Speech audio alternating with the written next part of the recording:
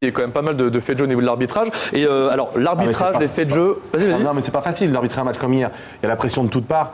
Franchement, il faut avoir les nerfs bien accrochés parce que c'est pas évident. Pour ceux qui n'ont pas vu l'image avec Dani Alves qui se prend son carton rouge, je voulais juste calculer la distance qu'il y a entre l'arbitre et Dani Alves. Personne autour de lui, c'est compliqué. Mais est-ce qu'il y a faute sur Fekir?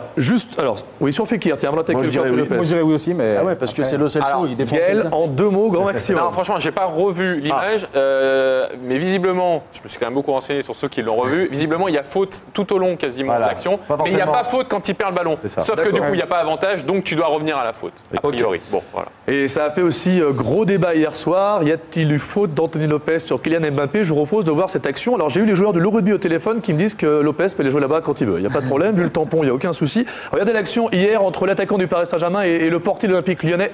Voilà, c'est impressionnant. Anto, bien évidemment, se relève tout de suite. Lui, c'est un véritable guerrier. Mbappé prend un bon tampon.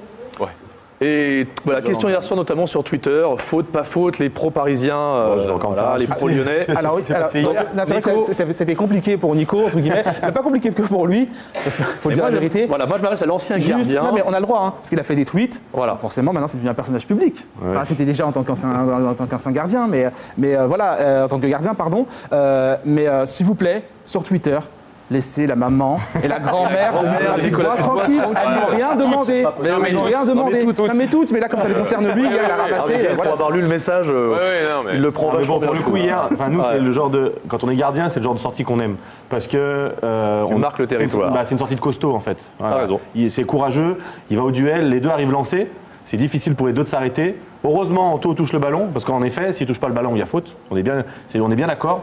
Là, pour le coup, il prend le ballon, et ensuite, les deux ne peuvent pas s'arrêter. Et bon, Mbappé prend un bon tampon, il va s'aguerrir. Moi, ce que je veux dire, c'est que dans le foot, c'est un sport de duel, un sport de contact. Là, pour le coup, Anto, il avait marqué les esprits. Il avait marqué, il a marqué physiquement, il l'a marqué, c'est sûr. Mais si jamais Mbappé avait dû revenir sur le terrain, Anto avait pris l'ascendant psychologique et physique.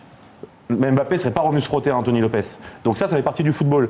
Après, bien sûr, on est ravi que Mbappé n'ait rien et qu'il ait juste pris un gros tampon, mais voilà, c'est tout. Alors Nico, j'ai plusieurs choses à te demander, notamment en régie. Alors je ne sais pas si c'est une blague ou pas, on m'a dit de te poser une question, donc je le fais.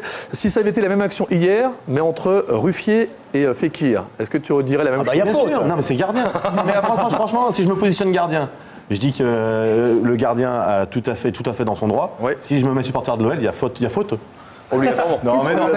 Qu'est-ce que tu veux dire par là? En étant très objectif, même si c'est Ruffier, j'aurais dit qu'il n'y avait pas. Qu'est-ce que tu veux dire par là? Certains observateurs parisiens, ils se comportent comme des supporters dans leur analyse? Je pense que dans l'analyse d'hier, à chaud comme ça, il y avait vraiment du supporterisme de toutes parts. Ouais. Il y a manqué d'objectivité et de recul par rapport à l'interprétation de la décision. Je regrette déjà ce que je vais faire, mais Gaël, vas-y, réagis. Non, pas du tout.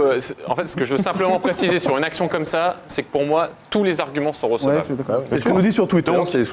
Là, forcément, nous, si on regarde, on va pas se le cacher, du côté pro-lyonnais, c'est-à-dire du côté Anthony Lopez, on va dire non, mais je suis d'accord, Nico. Ah, c'est un beau compliment. Mais tu vois, hier soir, en sortant du stade, justement, j'ai croisé des supporters qui me disaient alors, on est d'accord, il n'y a pas faute. Je dis ok, mais maintenant. On va dire que l'OL joue au Vélodrome. C'était ça. Je dis, imagine-toi que c'est Mariano qui se fait prendre comme ça par Mandanda. Comment tu vas réagir? Tu vas me dire qu'il n'y a rien? Je suis pas certain. Donc voilà, tout dépend sur quel plan tu te poses. Moi, je pense que c'est extrêmement difficile à arbitrer.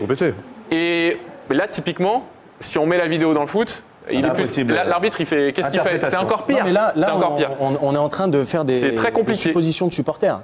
Oui, mais il y a une règle. On les a entendus, c'est pour ça. Si le gardien touche la balle, il n'y a pas faute. Mais la règle, elle est sujette à l'interprétation quand même. Oui, mais ça, c'est un problème de règle. Parce que tu peux aussi dire, certains l'ont dit, et franchement, ils ont raison, que la sortie n'est pas vraiment maîtrisée.